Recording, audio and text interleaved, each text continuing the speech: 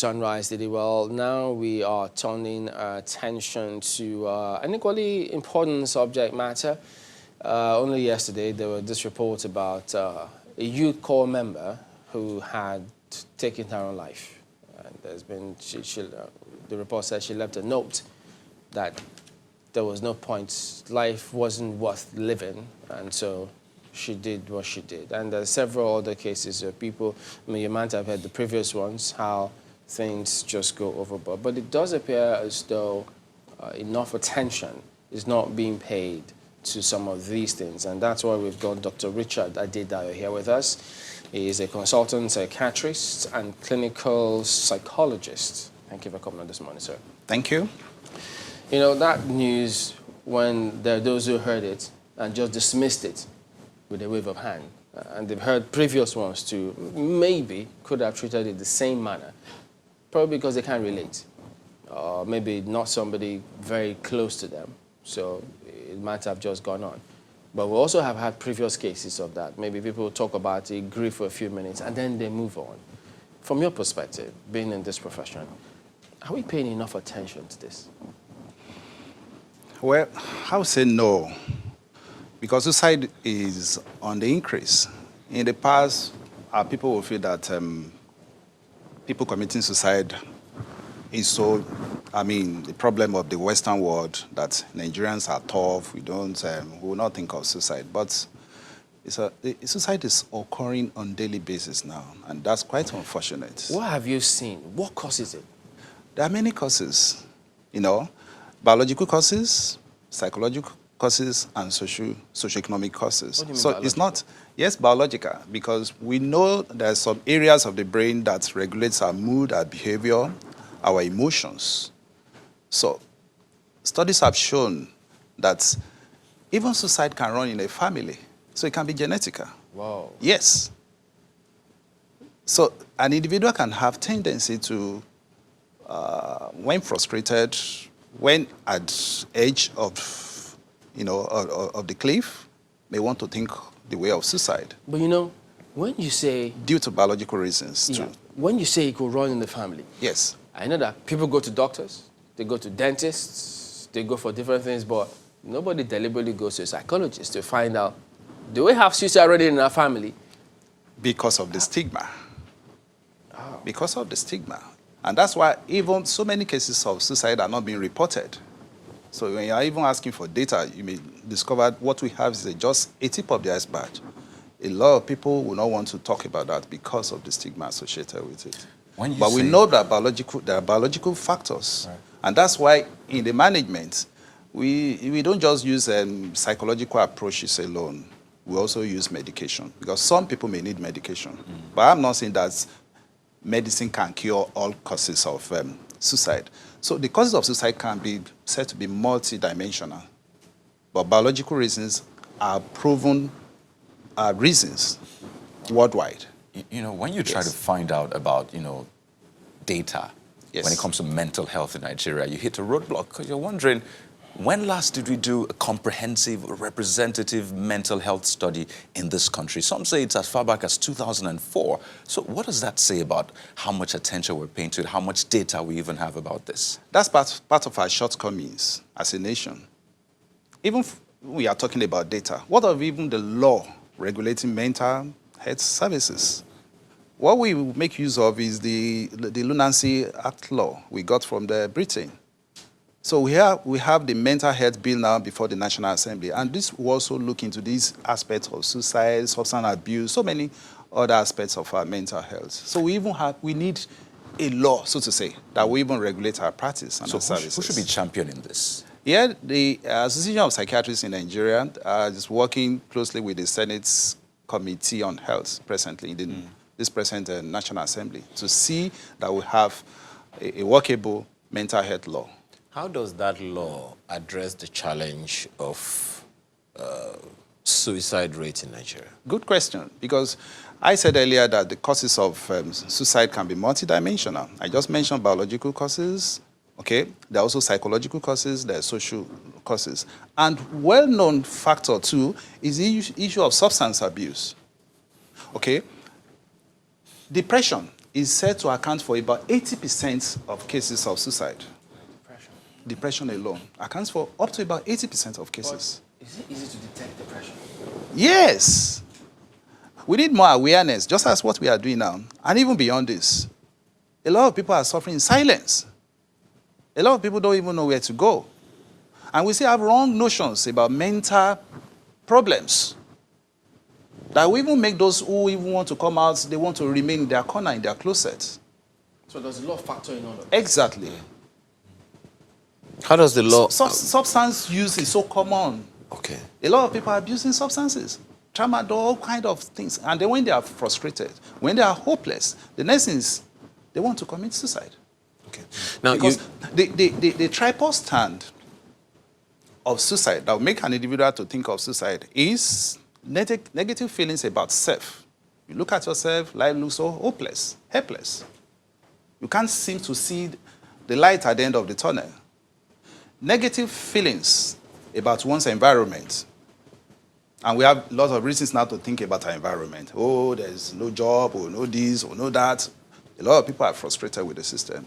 And then the third one, negative feelings about the future. That is, the future appears bleak, pessimistic. Help me understand this, yes. Doctor. We have had cases of people who committed suicide not because they are poor, not Yes. because they have they're economically challenged. So how then does this help us understand what is it that makes people commit suicide due to depression? I use a spiritual problem. Exactly. No, because, many people listening to the issue of the employment or economic challenge or lack or thereabout would say, okay, people commit suicide because they are hopeless, because they do not see any economic light at the end of the tunnel. So is that a substantial reason, from the studies, or help us understand No. how depression really affects people? That's why I started talking by saying there are biological causes. The biological tendency is that the vulnerability, genetic vulnerability, that an individual, due to the makeup of the brain, may want to think of suicide. Any little problem, little challenge beyond your normal coping strategy, you may want to be thinking along that line. Unlike what people feel that, oh, those who commit suicide, maybe they are weak-hearted people, they are weak people, they are not strong-hearted. No. What is strength to you may be my weakness, and my weakness may be your strength. But what determines all this? The brain. So suicide is not a normal pattern of response to whatever challenges you have. But there are people, not because they are poor, but because that tendency is there. So any little thing they're thinking becomes so weird, so to say, tilting towards ending their lives. Right. Now, some will say Yes. that it's a spectrum. Depression is a spectrum. For some, it's minimal. For some other people, it's a lot. They can actually feel it. But then you talked about this bill, this proposed bill, and the question is, how does it address access to help? Because, I mean, like we have noted here, a lot of people don't randomly just go to a psychiatrist or a psychologist saying, you know what, I need help, I need some checkup. So does it address access to help at various levels, maybe the counselor level, psychologists, psychiatrists, such that people have access? They don't have to go to a neuropsychiatric hospital, for example, but they have access to counselors, for example. So does it address that? Yes, when we talk about mental health bill, remember, it's not just talking about psychiatrists alone. Mm-hmm. There are other components of mental health team, including nurses, psychologists, clinical psychologists, social workers, occupational therapists, and many more. Okay? The mental health bill will help to regulate how we practice. But suicide prevention is even beyond the mental health bill. In medicine, when we talk about prevention, there are 3 levels: the primary prevention, secondary prevention, and tertiary prevention, or the third aspect. The primary prevention is actually talking about how we can prevent occurrence of a particular problem. And when it comes to suicide now, there's need for us to synergize our mental health cares with other aspects of our national life, our educational system, okay? We don't have to wait until people start thinking of, oh, they want to commit suicide. Can we prevent it? But some people joke about it. For instance, When children or young adolescents say to maybe their parents or other people, I'm going through a lot, I'm feeling down, we tend to dismiss it. Say, my friend, move. And What do you that's mean? a wrong notion. Sometimes it may be that the person is calling for attention, saying there's attention-seeking behavior. But some people take it too far. Truly, it may be attention-seeking thing for some, but they take it too far. And when they take it too far, they are no longer with us. Victim of suicide, we can't help them again. Help us understand that, and I think I'd like to step that conversation up, because many people, okay, maybe first of all you want to answer this one. Is there a particular age that cannot be depressed?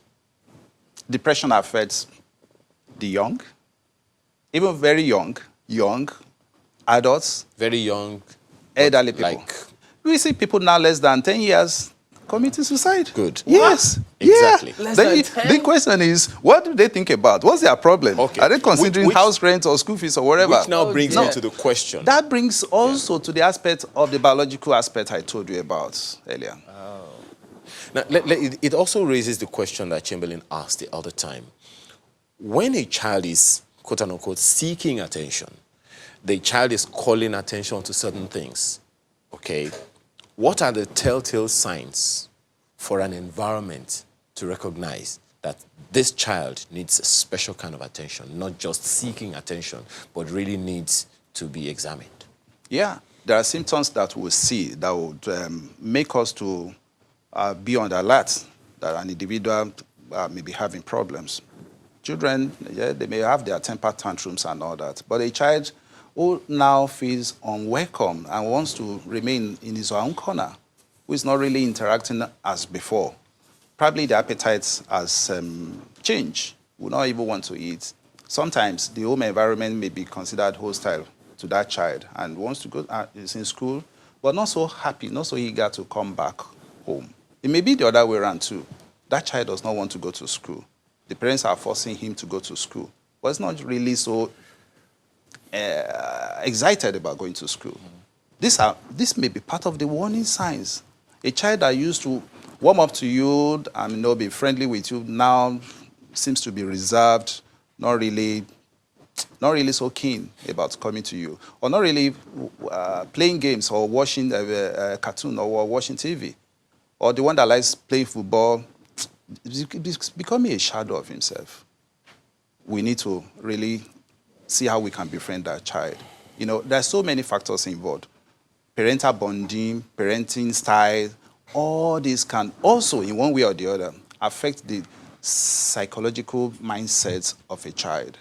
I think one big thing. And there are a lot of them that suffered abuses when they were young. Childhood abuses, sexual abuses. A lot of them are, kept in secret because the child is afraid, because the perpetrator has threatened that child.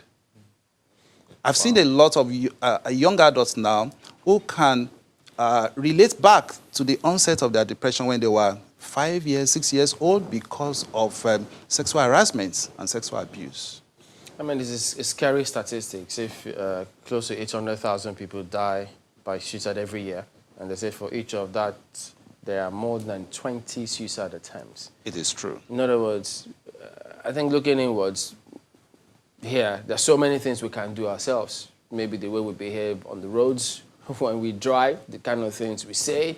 Before you press send on that tweet, saying something to somebody else, you may need to think twice because you never know. Even if it doesn't have any direct effect that you can see, it could have severe effect much later, which people are not even able to connect. Because I know that when we talk about psychologists, and many football fans can relate, Super Eagles psychologist. So that is about the only thing a lot of people know about going to see or having a psychologist around. But in terms of creating awareness for these kind of things, you've talked about the laws. You've talked about how that law is going to have its effect. But there's usually one challenge which we usually have. Even if, assuming this law takes effect, operationalizing the law, how do we cross that hurdle? Implementation. Yeah. It's always the big ask. Yes. There are so many things wrongs that we need to correct. Even let's look at the issue of deliberate self-harm and suicide. According to our laws, it's still seen like a criminal behavior, rather than to see it as a disorder. So an individual is trying to end his life because he's frustrated. And then maybe he's not successful at it. Then the law catches up with him and then wants to jail him. Are we solving this problem? Definitely not. So we need to follow examples of some other countries. You know, I talk about the issue of mental health bill. That's an aspect of it, not the whole thing. Let's look at Finland. In the 1990s, Finland used to have very high suicide incidence, rates. But they set up a national suicide prevention program, or let's call it a project, that look into so many areas: research, implementation, and then and a kind of a feedback that they can reassess what they do. It goes beyond the issue of mental health services alone. What about educational facilities? What about socioeconomic lives? Before an individual will call for help, the teacher in the school, how can he or she recognizes that a child is getting towards the edge of suicide? We need to incorporate all this together. What I'm trying to say is that it is high time that we have a national program. We should be serious about it. Not just occasionally, somebody has jumped to the lagoon and then becomes sensational news, which itself even has its own problems anyway. Yeah. We need to be very careful the way we report this because it can make it look so admirable to young people to commit suicide too. You may need to educate us a little more on this because from the data that's also on the screen, yes, WHO estimates some 9.5 suicides per 100,000 in Nigeria, and that data is out there. What are the triggers? You've talked about what the external factors need to do, the law, the government, people around, and all of that. How about the internal, the person who is suicidal, so to speak?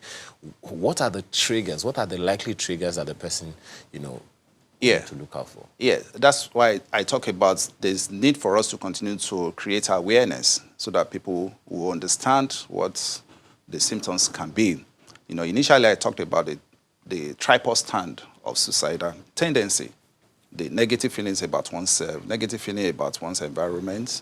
The core of it is an individual becoming hopeless, becoming helpless, and does not seem to see life, in the colorful dimension again. Everything looks so dark, all right?